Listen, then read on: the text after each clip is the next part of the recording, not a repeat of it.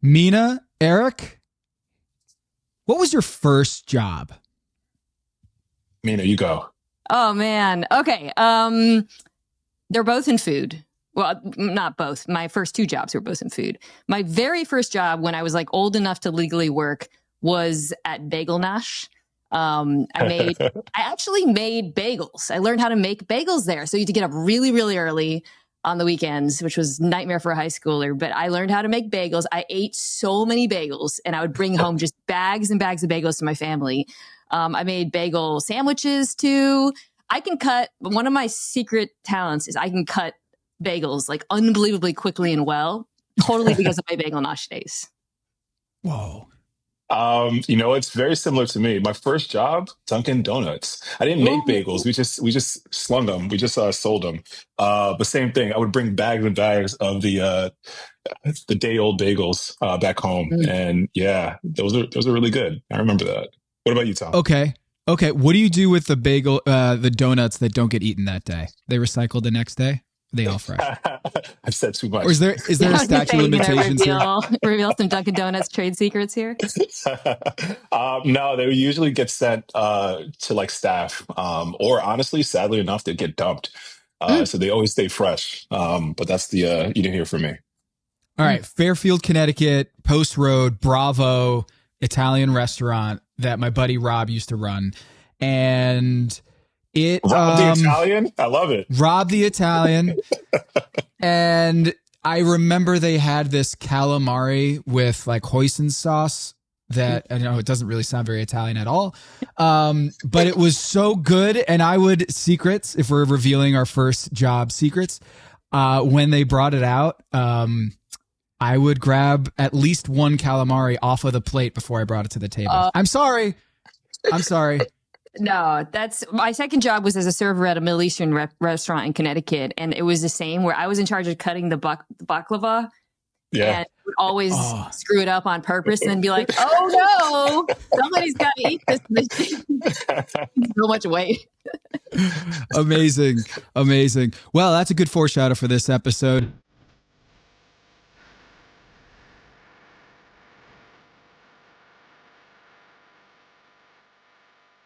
This is Pack Your Knives. I'm Tom Haberstroh. I'm Eric Adjepong. Eric, this is a special guest today. We've got Mina Kimes from ESPN, who's a returnee guest on the show. Mina, we had to get you on this season, and it just so happened that this is a very close to your heart episode because Kat goes home and you like no Kat. Yeah. I was devastated. So I live in Los Angeles, and so there's a couple of LA chefs whose restaurants my family go to a lot. Highly Likely, which is Kat's restaurant. It's like our neighborhood restaurant. And then Yangban, which is not too far either. And like literally my son, who's now 18 months, it is his favorite restaurant. We go there like once a week with him. It's a great kid-friendly restaurant too. So I was rooting for her. She's really cool. The food there is great, by the way. If you're ever in LA, it's like a super unpretentious neighborhoody spot. And I think she's also been awesome in this competition and maybe didn't deserve to go home. I mean, not to foreshadow the conversation. Just a little biased, but yeah. Yeah. We had Kat on the Pack Your Knives last week on the premium channel where I interviewed her and was like, I apologize for drafting you 14th. Eric, we had her, I think she was in the bottom of that first episode and she had the shaky hand, but what she revealed to the listeners is that Mina, her shaky hand was because she burnt the shit out of her hand on one of the cooks. Wow. And so her hand, she like couldn't feel her hand. And so the reason why when she was plating that her whole hand was like all shaky is they didn't even show it. They talked about it at judges table, but they completely cut it out of the episode. And so if we had known that, Eric, Mina, she would have not been the 14th pick. She would have been, I think she would have been much higher than that. So just to goes to show that in this, in Top Chef, there's a lot of editing that goes on that kind of will change the way we feel about certain chefs or certain dishes or certain decisions, which brings us to this episode because this was a heartbreaker. This one I had a lot of questions about. Eric, Eric, I have so many questions for you in terms of someone who's been on Top Chef. But first things first, we have an announcement that Bailey is back into the competition and she wins Last Chance Kitchen. Zubair's gone. I'm like, Anya, Zubair, who else did we already? Mimi was out. We already lost like juggernauts that I thought could win this whole damn thing. And Zubair was one of the best performing chefs on the show. Eric, this is like Zubair going home. I feel weird being like, Zubair should have been on the show instead of Bailey, because Bailey earned it. She did great at Last Chance Kitchen, but that was a big surprise in the beginning. It's a like juggernaut to get through several rounds of like sudden death type cooking. I can't even imagine the emotional toll that Bailey had to go through round after round, and then seeing chefs like Anya and Mimi and then Zubair come through.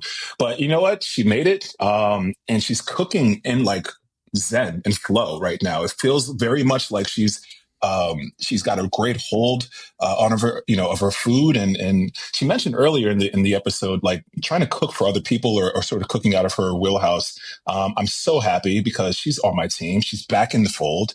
Zubair, yeah, I agree. I was bummed out, but I mean, listen, she's here to play, and I think she did a great job this episode. How do you guys feel about LCK being two-tiered now with the chef coming back so early in the season? Because I know we're all NBA fans here. It is a little bit like the mid-season tournament where they're like, let's make this better and like kind of make people engaged. But I personally thought it was like the concept of Last Chance Kitchen was more exciting when you really had to wait until the end, and then you could have like a Kristen Kish type, like such an earned return. It just kind of feels like I think it's obviously deserving to be back, but it's a little bit of a womp for me. I totally agree. It's definitely a mid-season tournament feel. Sometimes you hate it, sometimes you do. I was hoping to actually see like a colorful court at the Last Chance Kitchen. You know what I mean? Like the actual like highlighter court. But no, listen, it's one of the two things. You either love it or you hate it. I've noticed though through the years, it's becoming earlier and earlier and earlier in the season. Yeah. I don't know if they started trying to throw a different spin or a new wrinkle into everything, but I like the feel of like, the last final 5 chefs coming in, and then you finally have that last chance competitor sort of roll through. Yeah. But the gauntlet, if you can make it from early on in the season all the way into the end, I mean, in and of itself, that's a top chef. Like that's a title, Yeah, we've seen this, right, Mina? Like they go to the Last Chance Kitchen, and the way Last Chance Kitchen is staged, like you go back to back to back to back, and it's like you win one competition, even though they roll them out every week. It's a gauntlet, and so when Zubair goes after he gets eliminated from the show, and then has to go perform in Last Chance Kitchen, he's already working at a severe handicap. So it's just seeming like this is a tough ask for Zubair. All right, I just got eliminated on Top Chef, and then Tom Kaliko's like, all right, now it's time for Last Chance Kitchen. That's tough, and so Bailey gets back, and I'm wondering, Eric, remind me if I get this wrong. For your seasons that you're on Top Chef, do you remember like how awkward the re-entry is when you see like the person come back? Are you supposed to cheer? Are you supposed to be like, oh no, like you're so good, I hate to see you back? Like how are you supposed to react when someone comes back from Last Chance Kitchen? This reminds me of something else that I noticed and reminded me of my season as well, like the stew room where all the chefs are right when the judges are making that sort of deliberation for the elimination.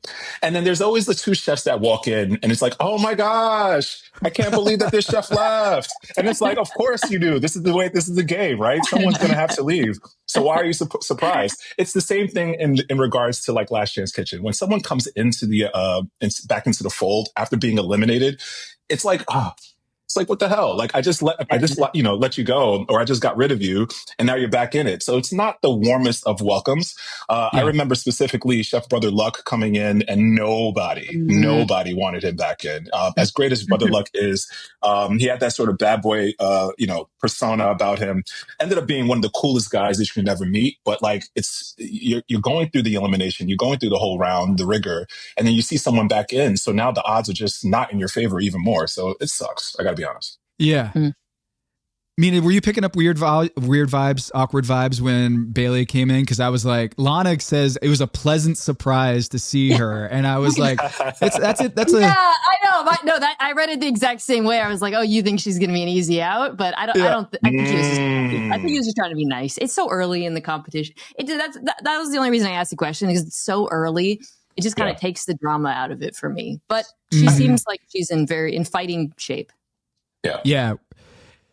So the announcement also is there's no quick fire, and that it's a double elimination, boom, boom, and they're going to break into teams. They draw knives, and they're going to have to stage at a restaurant. And I didn't quite understand what staging was until I watched The Bear and the Forks episode where Richie goes to stage at that Chef Tracy's restaurant.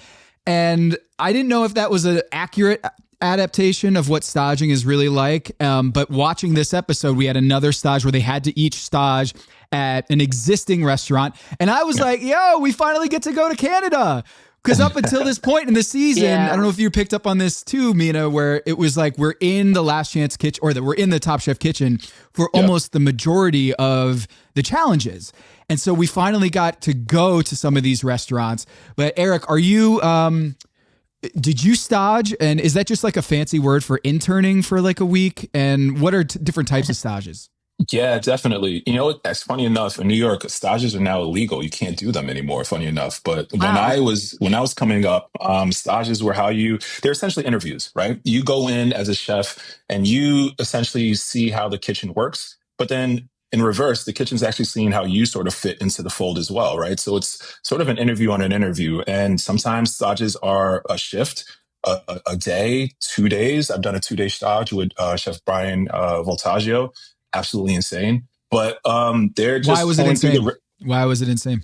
So it was, this is like 2011. I did in a stage. It was a line cook, funny enough, opportunity at a Vault restaurant in Maryland. And me having Brian Voltaggio at like Mount Rushmore for me, as far as chefs that I admired and really wanted to work under, I saw a position for a line cook. So I figured out a way from New York, broke as hell, to get to Maryland. But then you notice that I noticed there was a chef from Cali, there was a chef from Virginia, and then there was a chef from Maryland. So 4 people going after one spot. And again, stages typically are 1 day. So you cook a whole 7-hour shift. You do the prep. You might even get challenged to do a family meal so people can kind of see what you do and, you know, how you feed the folks. And then you cook the line. So the 2-day stage for me was intense because I've never been in that sort of position where it's essentially a 2-day interview. You're working for free for 2 days. And yeah, funny enough, I got offered the job the first day. But yeah, man, the stages are exactly that. So these chefs got the opportunity to do a stage.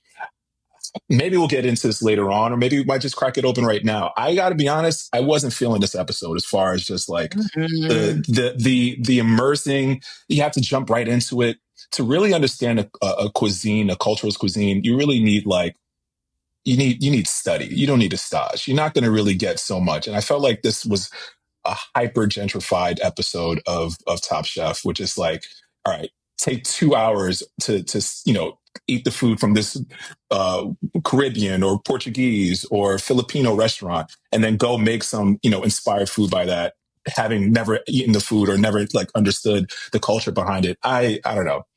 It could have been better. Yeah, I also didn't love this episode. I gotta say, just throw that out there first. I do kind of conceptually like it because having been to Toronto, have you guys spent time there? Right? Never. It's such a city of immigrants, and there's so many different kinds of cuisine. I actually was bummed there was no Korean because there's so many Korean people in Toronto, and there's so much Korean food. But I think it is the challenge in terms of like representing the city made sense to me. But to Eric's point, and there's been challenges like this in the past where. I think last season there was one, right, where they're like, we want you to learn everything about Ethiopian cuisine and we're going to send you to 10 different Ethiopian restaurants, where that kind of resonates with me more than just hey, make a mall version of this. Yes, that's what it felt like. Yeah, and I think it manifests itself in the dishes, none of which seemed that creative or inspired, to be honest. I agree. It's definitely the mall version of it. In season what was it, 17, the All-Star season that I did, we were in LA, speaking of, and we got to go to the different like pockets, the different neighborhoods in the city and really get a beat for, actually, no, sorry, it was season 16, but we got like an understanding of like, downtown LA and Burbank and like just different parts of of LA and what makes that neighborhood sort of go, what makes it beat. And that was a little bit more sort of a deeper dive into the culture of LA versus like, okay, pick one random Caribbean spot and cook this type of food. You said mall food, and that's exactly what I felt like the chefs. It wasn't the best. It wasn't the best sort of representation. They did the best that they could, so I'll give them that. But it just wasn't the best setup. I also thought that the cuisine itself had degrees of difficulty. I'm not a chef, but it seemed like Greek food would be a lot easier to do than, say, Indian food or Korean, not Korean, Thai food. Portuguese, Filipino, Indian, Thai, and Caribbean. What did you guys feel about that? Is like when they're rattling off the different restaurants, I was like, ooh, I would feel really good about going to, well, I'm part Greek. So like, obviously I feel like I'm biased on that, but I also feel like that would be an easier challenge than, like they said, Indian food with all of the different flavors and all, the techniques that involve in that. Whereas Tristan's like, I just throw some shit on the grill and it's Greek food, I totally agree. I think specifically with Greek food, there's an emphasis on the quality of ingredients, and not to say the other, cuisines don't have that, but I think the fresher, the brighter, the more in season your ingredients are, it's the most simplistic and the most endearing way, sort of cuisine to go off of.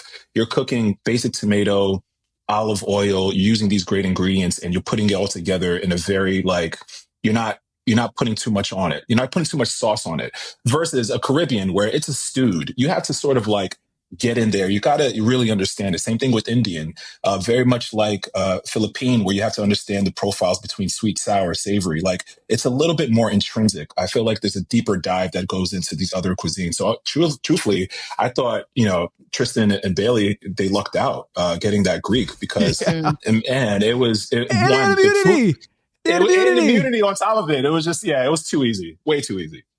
It seemed like a lot of them struggled with the preparation of the proteins. Some of that had to do with the acquisition, which ultimately was like the undoing of multiple people, and then the development of the sauces. And I think to your point, a lot of it has to do with like the complexity of some of these cuisines. I was thinking like, which one would I want to eat? Not so much because I'm not a chef. And like Filipino would probably have been my choice out of the selection. Eric, were you watching and thinking which one would I want with, the obvious caveat that Greek would be the easiest? Yeah, you know what? For me, in the rankings, Greek would be easy. Caribbean is very familiar with me. I've worked in a Portuguese restaurant for about 2 years, Nuella, shout out to Nuella. And one of my favorite restaurants in the entire planet is Lama Sands by Chef Eric Ramirez, who also was my chef at Nuella. And that's Portuguese food all day. But it was very, again, you called it, you can't coin it better. It was very mall food. It was very like a mall version of Portuguese. And, peri peri being a pepper that I'm super familiar with, starting in Portugal, sort of making its way through migration through West Africa, South Africa as well. It's a dish, it's a pepper, it's an ingredient that you see sort of bloom in sort of different parts of the world. But they really didn't go for it. It wasn't like a deep dive. It wasn't like, at least for me and my end, and apparently to the judges, I don't think it seemed like they were very underwhelmed for the most part. Yes. We got to see Sara Bradley. Sara shows up like halfway through the episode. Looking great, by the way. Yeah, Sara. I agree. Awesome. Absolutely. Incredible. I had no idea that she was going to be on this episode, and then she just like pops in under the underpass, and I think she's just such a good judge. I love like Freight House is incredible. Her run on your season, Eric, was epic. But, and then World All-Stars last year, a couple years ago. This is, this was another great Sara Bradley episode. And what I like about Sara is that she kind of disagrees with Tom sometimes, and she's not afraid to say it. So she's very strong in her opinion and also charitable. And I think she had a lot of critiques or smart ones that I I think Tom didn't see it eye to eye, but I was like, good. I want some discussion at the table, and not to everyone have succumbing to groupthink. But before we get to more later, the teams, we got Henry Shuai Filipino, we got Vinny Lana Indian, we got Cesar Katiana Thai, Kat Corwin Portuguese, Paula and Massimo Caribbean, and then Tristan and Bailey for Greek. Now, what's interesting about these groupings is Vinny and Lana had worked together before on a previous quickfire. The Apple Bowl mishap turned out pretty well. Cesar and Katiana also worked on the same challenge, worked together on their dish, and Kat and Corwin also had worked together on that quickfire. So it's almost just by happenstance they rolled the dice, and then they've already worked together before. Did you guys feel a certain strong pairing? Henry Shuai being the Asian Sensation Redemption Tour. I had that number one on my power rankings of they had the chip on their shoulder. They have great rapport, and I kind of feel like with the Filipino, I feel like they were vibing with the food. So did you guys have a power rankings in your mind of Mina, I'll start with you, of just like who you thought, they're going to do really well on this challenge? Yeah, I thought Katiana and Cesar were going to do well. Just the combination of the cuisine with their cooking styles. I really expected more from Kat and Corwin because I just have really liked the food that they've cooked throughout the competition has been really interesting to me. And I love Portuguese food. I didn't think it would be that hard, to be honest. I thought Massimo Paolo was like, dead for the sorry. Especially when they were talking about using short ribs instead of ox. I don't know. Eric, I know that had to kill you, but like, have you ever had Caribbean food? I mean, it's like I knew. And then I thought the Lana Vincenzo thing was because they, like you said, they threw back to the interaction at the beginning where he insisted on the apple. I thought that sounded insane, and it worked out. And she was talking about how like, I listened to him the first time and it worked out, and my Top Chef bell started going off like, oh no, you're going to listen to him again and it's not going to work out this time. So I was a little bit apprehensive about that pairing. Big shout out to take a step back to the Queen of Paducah, Sara Bradley, coming through, and exactly that, offering just great insight to the point of that Paula Massimo short rib. She mentioned something about like a gelatinous pull with the oxtail. I thought that was a brilliant sort of, insight through the judge's eyes. But I agree. I thought, coming out the gate, obviously Henry and Shuai, they were really excited. The Henry, the bottom queen, apparently it was hilarious. But yeah, the Asian sensations. I really thought Corwin and Kat were going to take this home. I mean, coming off of the previous episode, with a little bit of momentum, a little bit of jazz, behind their back, like it felt like they had like some sort of like, a pep, you know what I mean? And I thought, both of them being on the top and then being together on a team would really sort of like, I don't know, some good mojo would be going. But unfortunately, that didn't work out for them, obviously. Vinny and Lana, I want Lana to take more of a initiative. I want her to take a little bit more sort of like alpha into this. Cause Vinny, obviously that apple, that whole situation between them. But if she sees something wrong, say something. But I thought honestly that combination between Paula and Massimo, as soon as I saw what they were picking for their protein, I'm like, this is not going to end well at all. Yeah. Let's talk about this Kat Corwin thing, because I took issue with Tom taking issue with this. I feel like they did the right thing by saying we tried to get saltfish and they didn't have it, and therefore we did a cod. They took issue with like, hey, why are you telling us that story?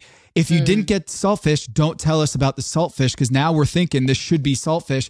But the whole point of the episode was to pay tribute to the cuisine. And so you're almost telling the story of how they ended up at cod by paying tribute to the cuisine. You're being true to the cuisine, whereas it seemed like Tom was not happy with that choice. And I just felt like, I don't know, they knock chefs by not being inspired by the cuisine, and then they knock them for trying to be inspired by the cuisine. Eric, what did you think about that choice to tell that story as a way to inform the judges, hey, we were trying to go in this direction, but hey, them's the breaks? One of the 48 laws of power is say less. You don't have to like talk about all the things that are not working for your dish, right? Say less. We say that often, especially, funny enough in Top Chef. And I think I might have mentioned this point last week, specifically with Tom. Tom is such a stickler for words and how you describe a dish. If you say something is something, that's exactly what he's going to be expecting, right? You're giving that promise of a dish. So you want that sort of return when you eat it and you sort of close your eyes and you're going through what the chef might have been thinking. And then if you don't pick up exactly what the chef is dropping, then it's an instant disappointment. So for that specific example, shopping, and I can't even tell you how many times that happens every single week with different various chefs. You're not going to get all the protein that you want. We talked about scallops, me specifically, running out of scallops, and I had a scallop dish and I had to pivot. I'm not going to go to the judges table like, you know what, this dish would have been better with scallops. Make it work. Like, you don't have to talk about the woes of your cook. You're here to sort of give romance. You're here to sort of win. You want to, present as well as you can. And when you start off with, it could have been better if this or that, then you're not really slicing me up to eat something delicious. So the words matter. I'm with Tom on that one. You didn't have to sort of explain. And I think if you had cod, and just sort of gave them a cod fritter, then they would assume, hopefully, because they're all intelligent, they all have really, great palates, that, okay, I pick up what you're dropping, and then let them ask, like, hey, did they have salt cod? No, they didn't have any. We had to go and pivot, whatever the case is. And then the story develops a little bit better for the judge's perspective. Yeah. I don't know. Well, you're zigging where I'm zagging. What do you think? I don't know. It's like, I guess it comes back to the root of the structure of the challenge is you have to pay tribute to the restaurant that you went to and the cuisine. And I understand why they wanted to kind of flex and be like, look, we tried to pay homage to this and it didn't work out because Whole Foods didn't have it. And then, I don't know. You're right, though. Tom's going to eat that up. He's going to eat that up and use that against you. And so that just, it hurt me seeing that because I think both Kat and Corwin knew what they were doing, and it was mushy. I didn't. Yeah. All right. Yeah, that's why they didn't get eliminated because of the, not having the salted. They got eliminated because it was mushy, right? Exactly. Now, the technical. Yeah, it's not a super complicated thing to make, too, right, Eric? Like but I still think it was unfair. Should I just jump right in? Go. Yeah. Do it. I'm sorry. You cannot make a hollandaise for Indian food. That is offensive. I like that guy. He has really been a more at the beginning from the very first episode. I was like, ooh, I don't know about this guy. He's grown on me, but this to me is such a violation of the entire premise of this episode. And also gross, y'all. That sounds gross. It sounds terrible. It was like, I was yelling. The way that I shook my head and I'm like, this is absolutely coming up in tomorrow's conversation, because what in the world? Hollandaise, a classic mother sauce from France, guys, from France. We're in India right now. Why are we talking about French cuisine? Again, Vinny going back into that sort of nostalgic well that he keeps trying to get water from, and it's just dry as fuck right now. Sorry, it's just dry as hell right now. Yeah, right. Dude, let it go. Why does every dish have to be inspired by something or someone? The Nomad? I think at a certain point. Yeah, at the Nomad, right? I want to see Vinny on the plate, and I think it was Sarah that mentioned it as well. The Hollandaise was just a terrible decision.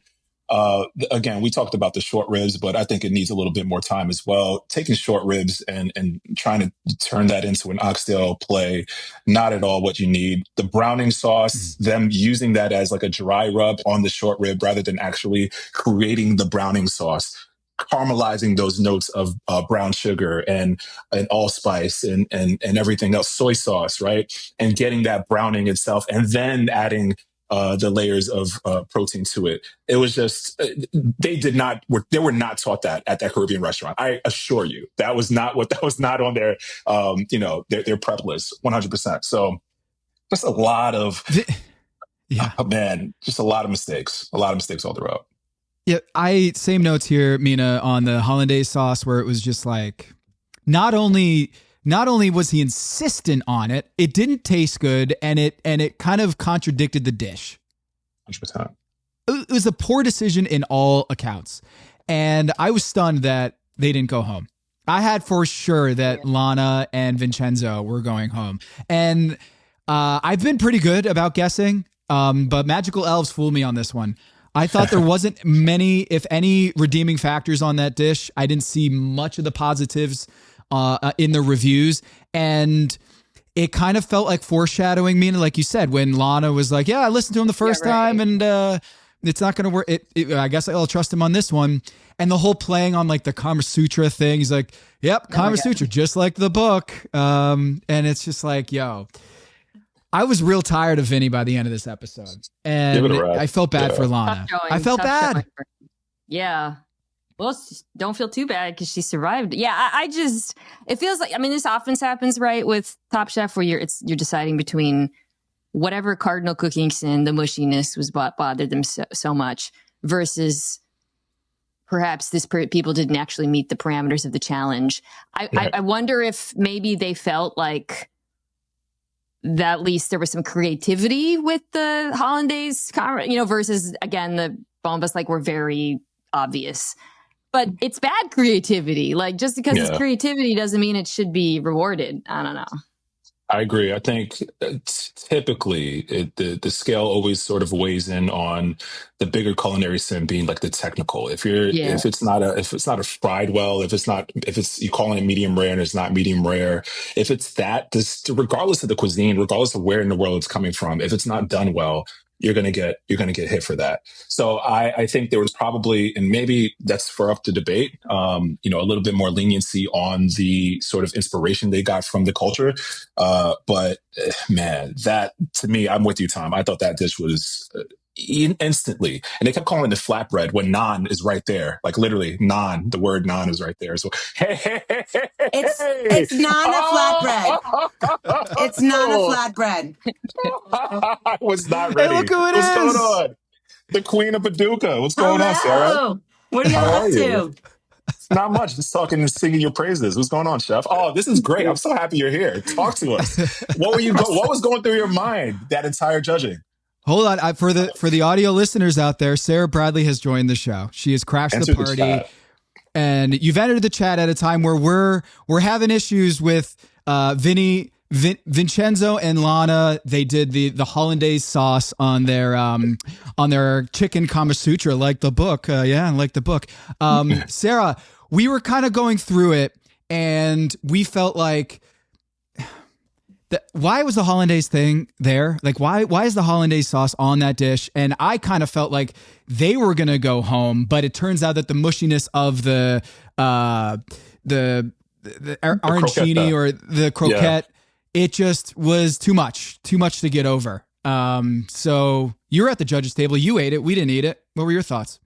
Okay, let me start with this. If you're going to call it Kama Sutra chicken, it's got to be like sexy and like all this stuff. And it wasn't. It was just this it was like heavy and coated.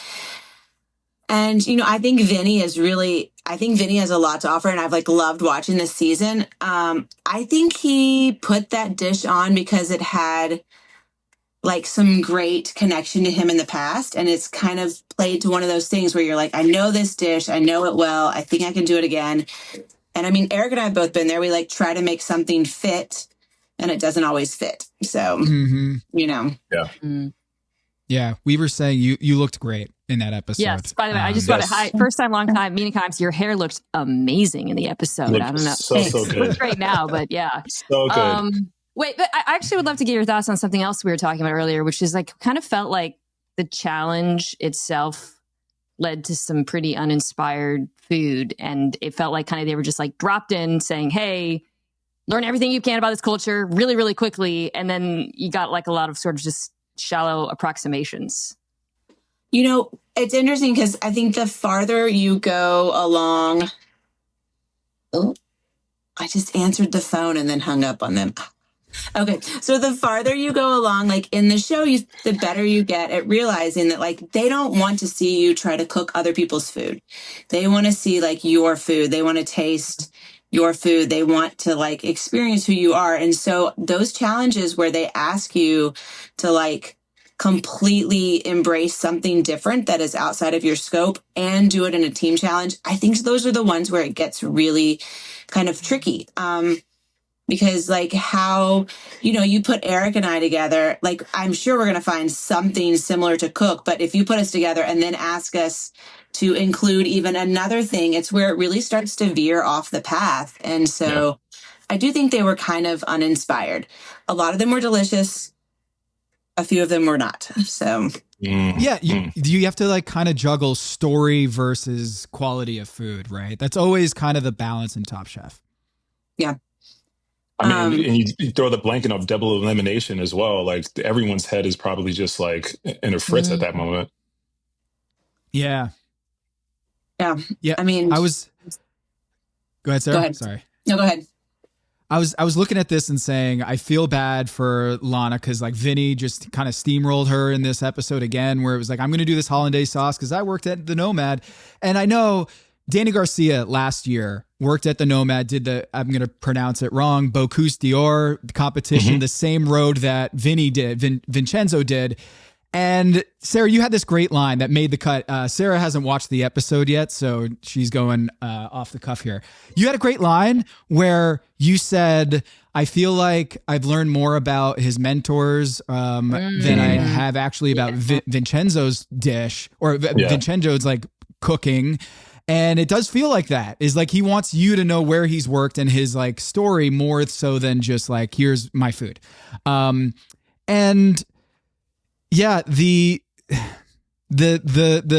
tough thing was the Kama Sutra. The story didn't work. It seemed like the hollandaise sauce didn't work, and I thought they were going home. So it was surprising to see Kat and Corwin go home. But take us through that, if you can remember the croqueta. Like it was really mushy. You had described it being like, hey, you salted it beforehand, which sucks the water. It leaches the moisture out of that croqueta, which I thought was a really good analogy. It was. It's hard because so I got to take my family with me. We like went to Toronto. It was so much fun.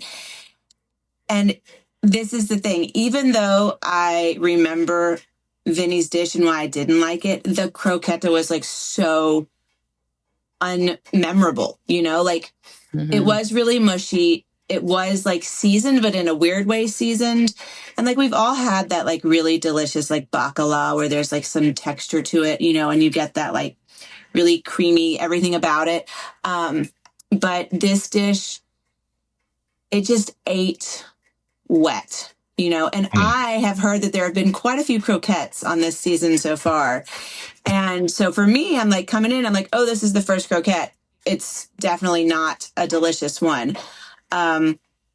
It just was like unforgettable. The sauce wasn't delicious. It felt like they put a hot sauce on the plate because they wanted to show off Kat's hot sauce. They did a croquette because it felt like maybe they weren't sure what else to do. They said they didn't have saltfish at the Whole Foods, so they had to go with cod, and that didn't go over very well with Tom, who was like, don't have to tell that story. So, Eric was very much like, hey, you have to edit your words with Tom quite a bit because he will latch onto something and use that against you, not in like an unfair way. But if you say, hey, we wanted to do this, but we actually had to pivot, it might actually set you up for disappointment. And even though they didn't have saltfish there was potential for that dish to like work perfectly. You can smoke in the Top Chef kitchen, not smoke, but we don't air that again, Tom. Okay, don't throw out my smoking stuff again. But you can, they could have like smoked that fish and like really pulled a lot of moisture out of it, like brined it and then smoked it. You need a perf pan and some aluminum foil.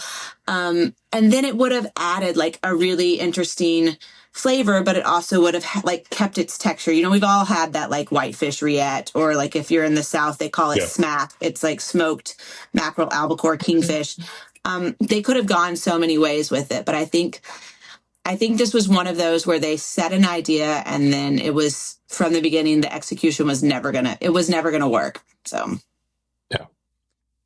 Was it a contentious judges table? Do you remember? Oh, it was split. Boom, boom, half and half. So really? As I'll Oh. give you some behind the scenes, okay? Yeah. I never knew this is how it worked. They have a judges table, and then the judges really don't discuss it again until like we all like stand around and we all talk about it. And then it's kind of like that thing where you're on ice as a contestant and you don't really talk about it because they need you to save it for the camera. And the judges are kind of doing that too. Like they're not talking about what they just experienced because they want to hold it all until then. And then you vote. You're like, I vote for this person, I vote for that person, and it's a secret vote. So you get to submit your answer, and it was a 2-2 split. I do not remember how it went, but I remember Gail and I were on one side and Kristen and Tom were on the other side. And then we like stood around and we talked about it and like figured out like why, why two people were going home and not the other.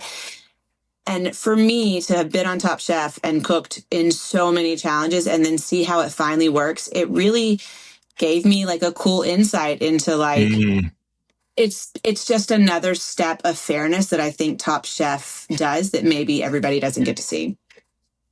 Especially based on this experience, do you guys feel like past success is taken into account at all? Because we were talking about in the beginning how we thought Kat and Corin were two of the stronger competitors thus far.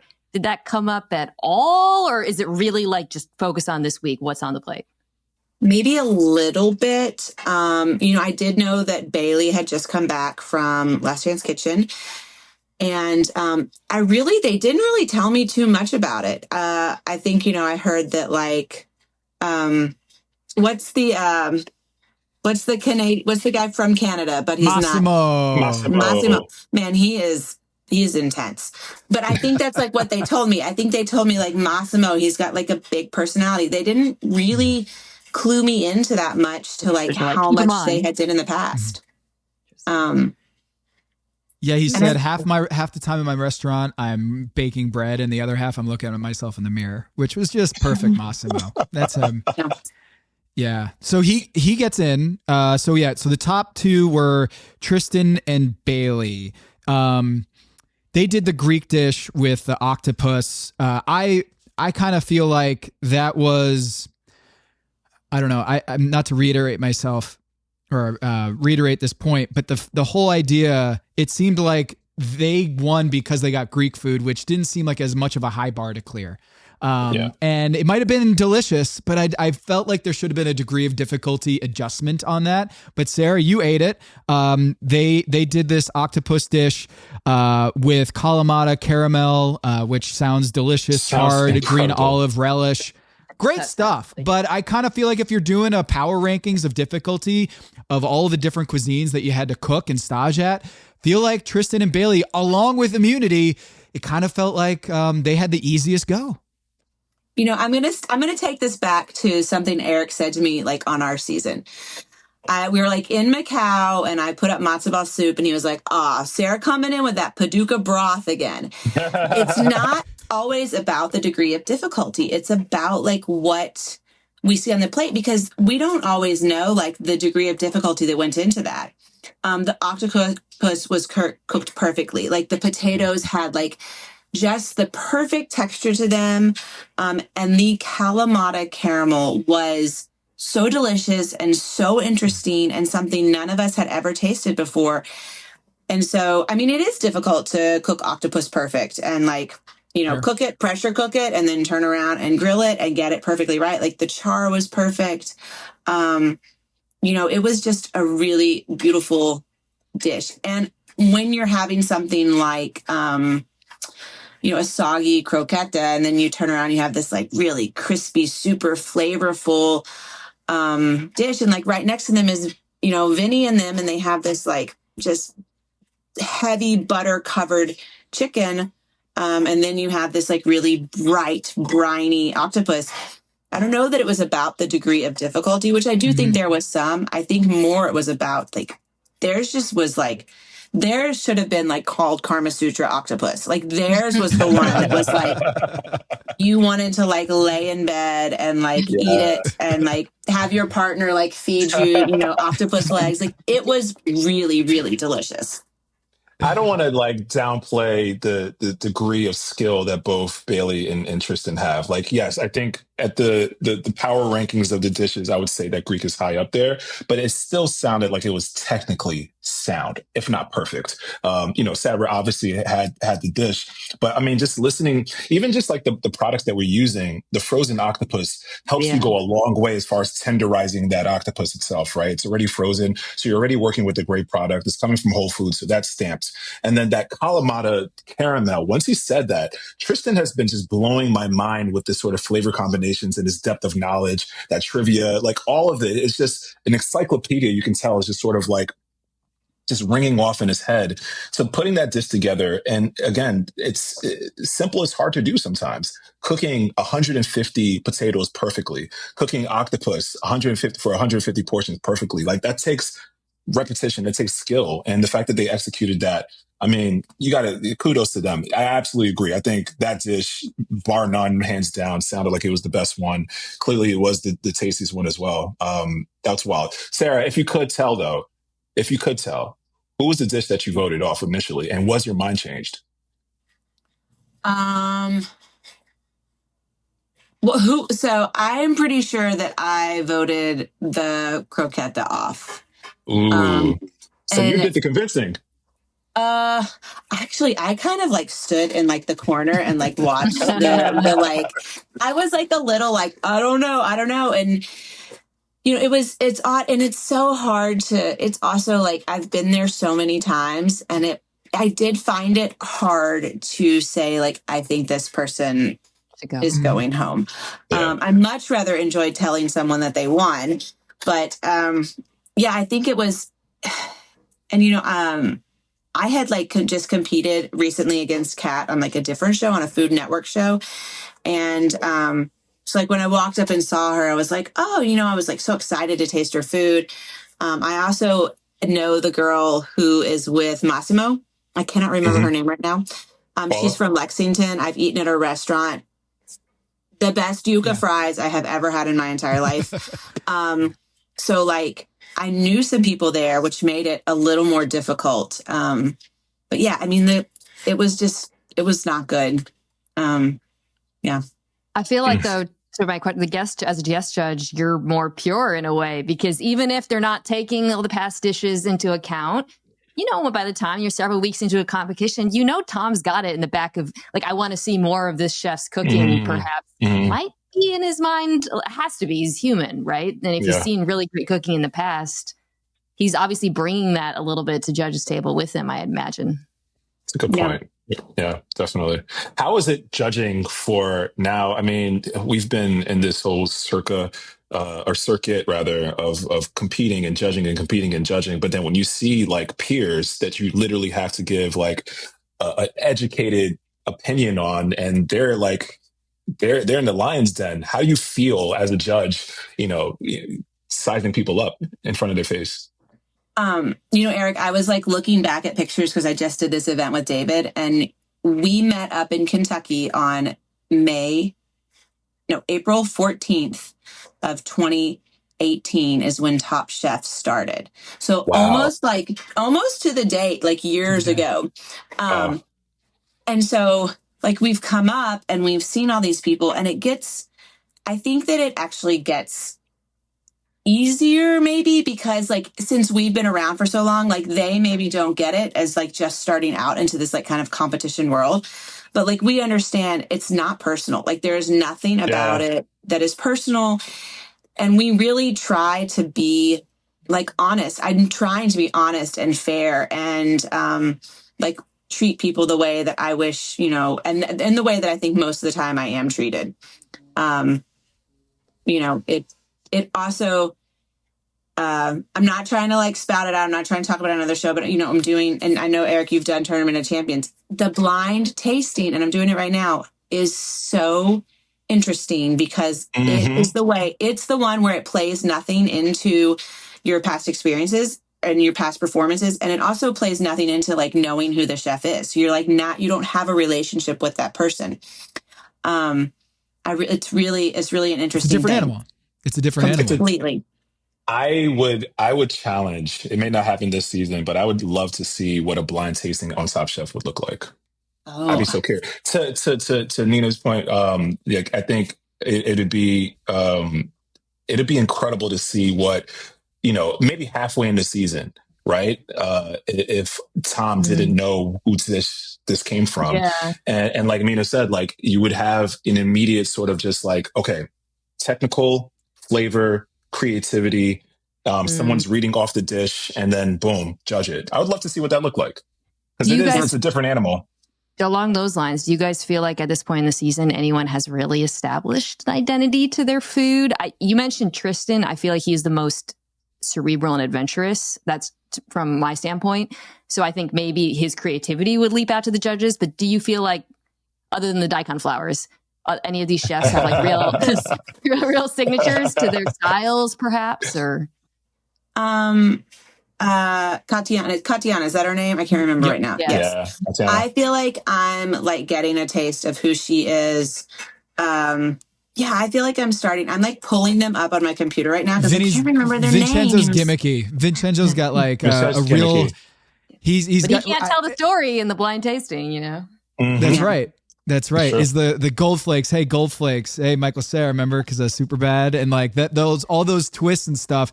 He knows how to play those strings and play those notes. But I feel like it's gonna bite him. It's gonna bite him in the ass at some point, and it almost did on this episode. I got two questions here for Eric and Sara about two kind of inside baseball competing on TV cooking competitions. One, cooking for 150 people.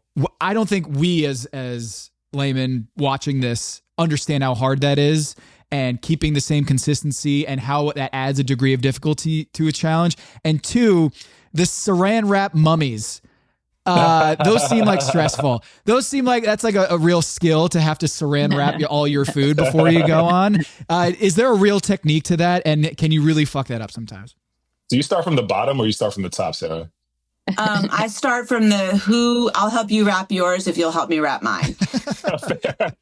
I think starting from the bottom and one person holds and one person spins. Like you spin, you don't like go around it, you like spin it. But I mean, I love that because then, nobody has like reached in and messed with your stuff. It's like in the restaurant industry, we call it banquet wrapping. You like wrap it all up so that, nobody's gotten in there. But yeah, it can be stressful because you have to get everything on there and then you have to wrap it before you leave. And that's like in your time. So have you ever left something on your table and then realized it wasn't wrapped? I have not. So yeah, see, my height plays a role. I always start from the top because if that ever were to happen to me, I can just sort of like just kind of like dunk it right in there, right? Yeah. So usually that helps with me. But the 150, man, like consistency is the key. And I got to throw this one with Sara. I think Sara has done. I've had a catering company, but Sara is like, man, watching Sara cook. Her hallmark, aside from creating delicious food, right, is her consistency from dish 78 to 150. It's the same thing. It's the exact same thing, right? So she treats every sort of batch, every sort of temperature the same way. She has her cake tester, at least 10 of them somewhere around her. And she's always like testing and swabbing like every single time. So I really just admired that and learned a lot, honestly, watching her. Especially for those big cooks like, we would do and we would have those challenges. Like, it's really impressive. That in and of itself is a skill. You have to create that consistency. And you can't fall to prey to like one batch, maybe overcooking and you're trying to sneak it in there because maybe you don't have enough volume. Like, it all needs to be the same. I have to imagine because I've like had like Amar and I had a moment where we like didn't get one thing on the plate. And of course that one plate went out to the judge and we see it all the time.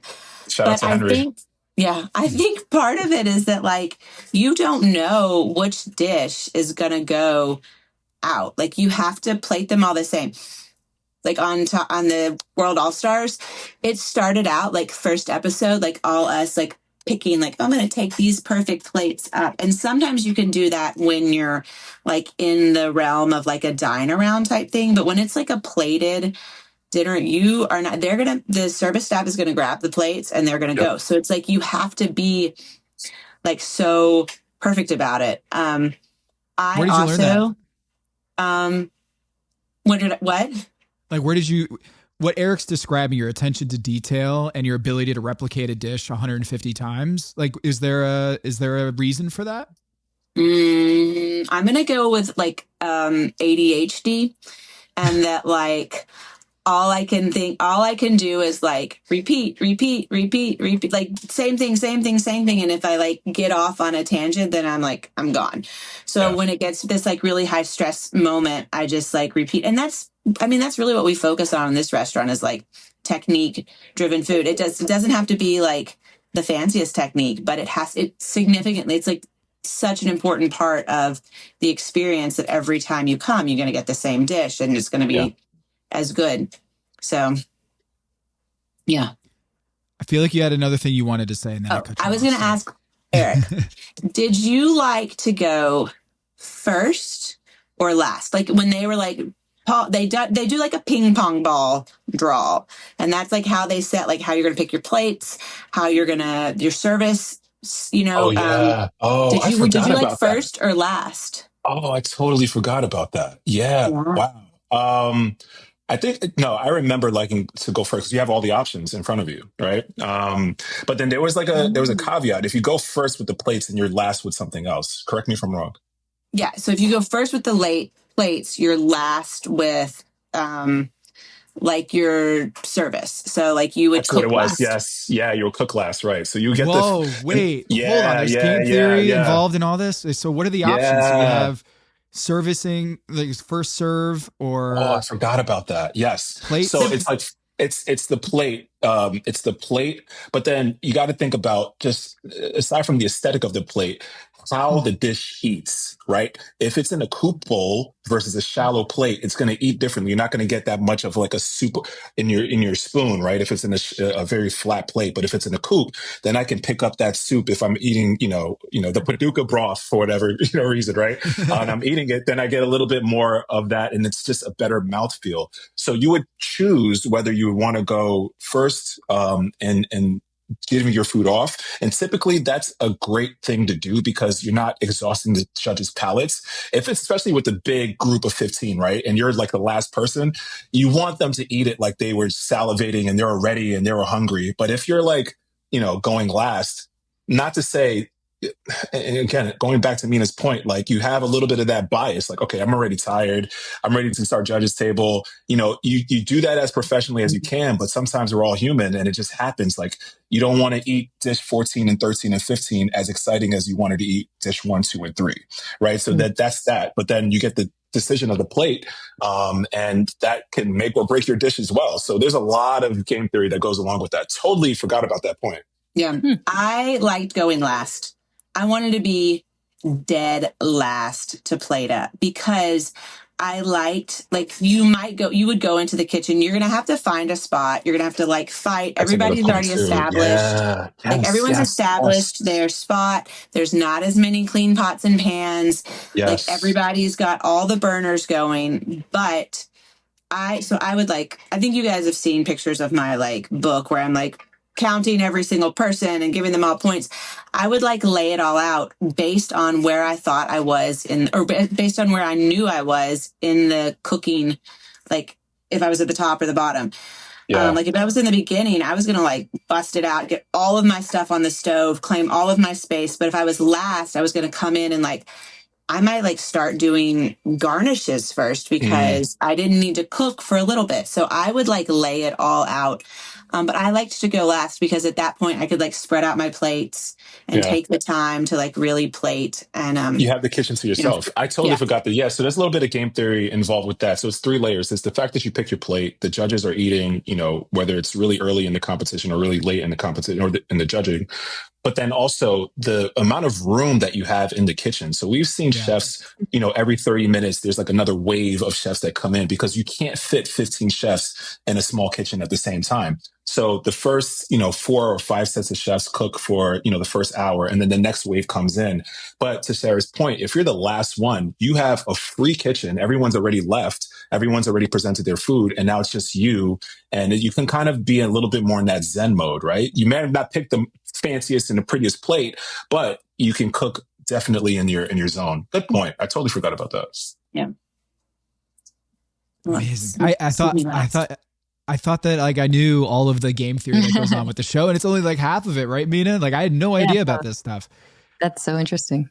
So my I have a thought here. One, I wanted to just say Gail is like the cutest thing ever. Like when she introduces her family on the episode, she was like, "Hey, this guy's daughter lives in New York," and then Vincenza was like, "Oh, really?" And she's like, "And this is my family." And I was like, "Oh, she's amazing. She is so great." And Sarah, you were there, so like. Were there any sort of surprises or special guests? You got to see Gail's family. Was your family at the event, or did they stay back at the hotel and do some other stuff? So my husband got to come to the event, which is like so much fun because he's watched so many of them, and he's always like, "Man, I wish I knew what that food tastes like." And he's like, he picks his favorite before, like, you know, and then he like can't decide why he would agree with me. And I'm like, I ate it, like, you know, or I was there. So he got to come to the event. We left our kids. I think Gail gave us like the number for a babysitting thing, and we like got a babysitter. The best. Oh, it's awesome. The best. We left our kids with this like rando at the hotel, and they had the best time. We actually got her again and went back to one of the restaurants the next night where they had been, like the Royal Thai place. Yeah. We went and had the tasting menu there the next night, and that was super fun. Nice. Yeah, they did not come. You know, one of the producers was like, "Oh, you should bring your kids to the taping." And I was like, "You do not want a 2 and 4-year-old at the taping. That is not fun. That's not good time." Yeah. The whole episode, it didn't seem super hot, but the previous episode, last week's episode, seemed like a scorcher. Like it was incomprehensibly hot. Was it really hot out there? It wasn't too hot. There were a ton of bees everywhere. I'll tell you what was crazy. Okay. They're like, "You're going to film it at this place, the garden, whatever." And it was literally all under an overpass. Like it was, I don't know. Cause again, I haven't seen the episode yet, but I don't know if you can tell because they are amazing at making things look beautiful. But, it was like this really cool spot where they had like taken all this area of an underpass and they turned it into this like event center and really beautiful. But when we showed up to do it, and there were like semis driving overhead, and I was like, how are they gonna tape this? You know? So, but it was fun. I would do it anytime. Anytime they want me, I'll be there. So that's awesome. One Mina, thing I've always wondered. Sorry. Go ahead, Eric. I was curious, Mina, who are you sort of, you know, now that you've been watching, who do you have your eye on? I think Tristan and Katiana are probably the two chefs who've been jumping out to me for all of the reasons that we've discussed. I like seasons where there's not like an obvious Paul Queed type, okay, this is over after 1 week. Yeah. Personally, those are my favorite seasons. And this does feel like there's a decent amount of parody. I know you guys do the fantasy, you're drafting them, so you're very attuned to likelihood to win. It doesn't feel like there's a true front runner at this point, at least based on what we've seen so far. I gotta say, on the contrary, I mean, Tristan has been just increasingly getting better every single episode. Just gaining more and more points for me and my team. And as I look at Tom's team, it's sort of the opposite. He started strong and it's sort of just going downhill. So I just wanted to point that out. I'm glad that Mina teed that up. But yeah, my team's looking really, really strong. And that double elimination helped tremendously. This is not both good. Winning teams on my time and then both losing teams on Tom's side. So yeah. Ooh, brutal. Tom, who's your best hope at this point? All right, so I went out with my first pick. My number one overall pick was Katiana. I just loved everything about her. Thought she was big time gamer, and she's delivered. But I lost 2 chefs this week. I lost both Kat and Corwin, and they go home. Thanks, Sarah. It's all your fault.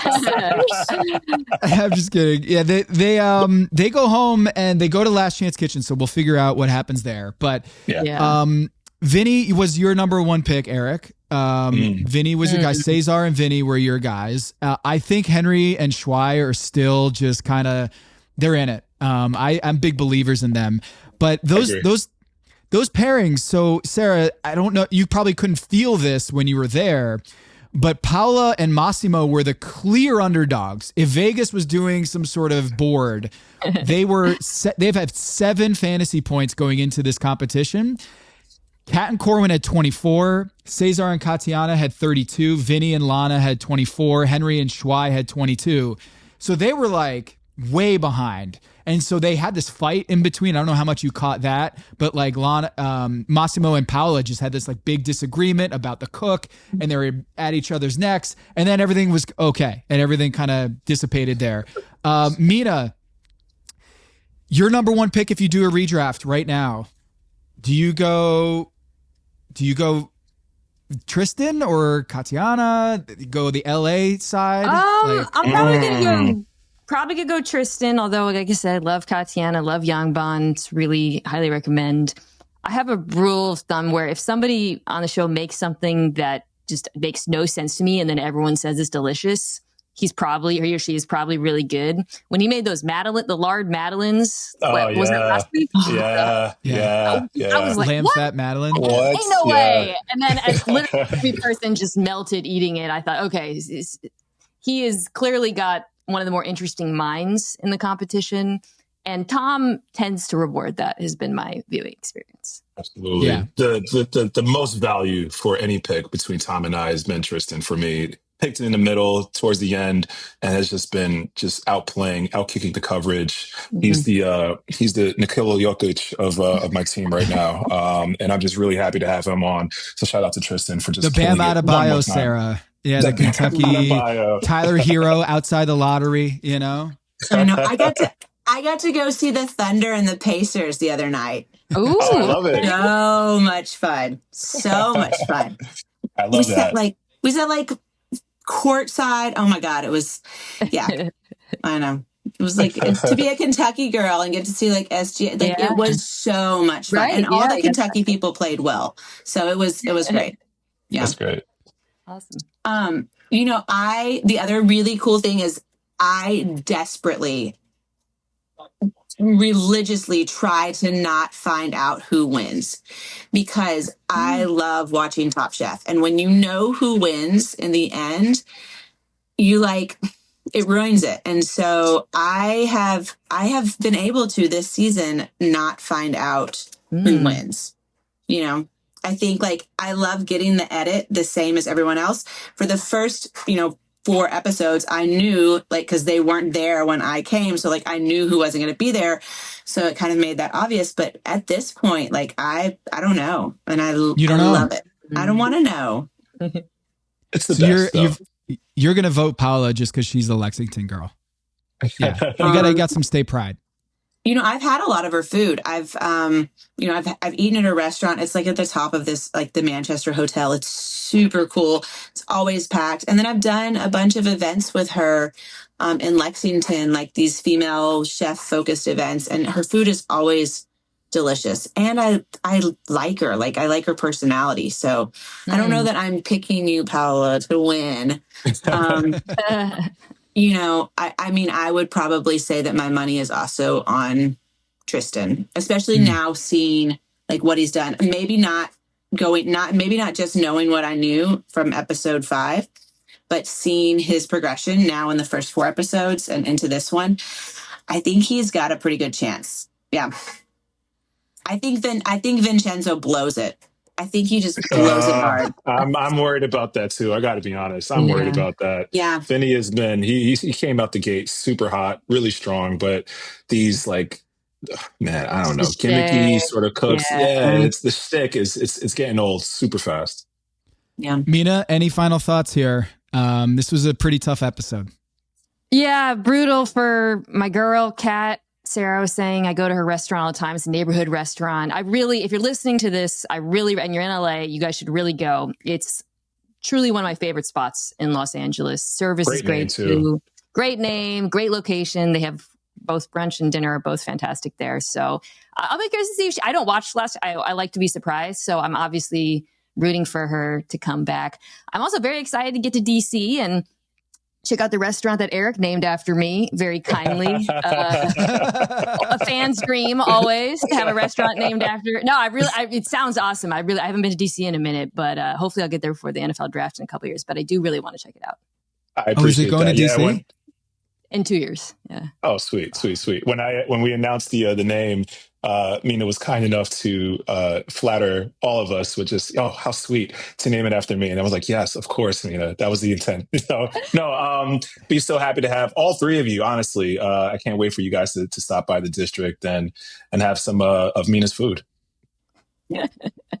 And we'll get Kelsey on and we'll do a reunion. Sarah, Eric, how do you feel about that? I'm so down for that. Absolutely, the Macau. Awesome. All right. Well, Sarah, thanks for making the surprise. You did great. You did great. Yeah. That was fantastic. It was great to have you on this episode of Top Chef and on Pack Your Knives. So thanks for swinging through. And Mina, of course, just always the door is open to have you on the show. Thank you for supporting Kat and for all the people out there who are in LA. You got to go check out Highly Likely. And Eric, dude. This is always great to do these recaps, and I'm still kind of broken up. The score right now, I'm sure, Sarah. Yes. I don't know if you and your husband have a fantasy. Yeah. You had 29 points this week. I had -1. So tough. Yeah. Tough So scene. your team, you still got Paula, Bailey, Tristan, Henry, Cesar, and Vinny. I've got Katiana, Schwei, Lana, and Massimo. So Katiana, you're my number one. Are you A1 since day one. Tom, are you like Washington Wizards bad or like look at you how with the NBA references? I love it. I love sports. I love Are you sports a ball. basketball girly? All right. Yeah, I'm from Kentucky. Like that's what we do here. Okay, great. But yeah. Like Wizards or Pistons or who is it? Like? I'm collapsing late, so I'm more like the Clippers, you know? Okay. I'm Doc Rivers era Clippers where I'm just getting out couple series, I go up 3-1 and then I'm falling apart. So I was ahead up until this week and I was feeling pretty good. Vinny and Lana, I thought were going to go down, and Vinny, in the same way that seeing Bailey come back from Last Chance Kitchen, you're like, how do I feel about this?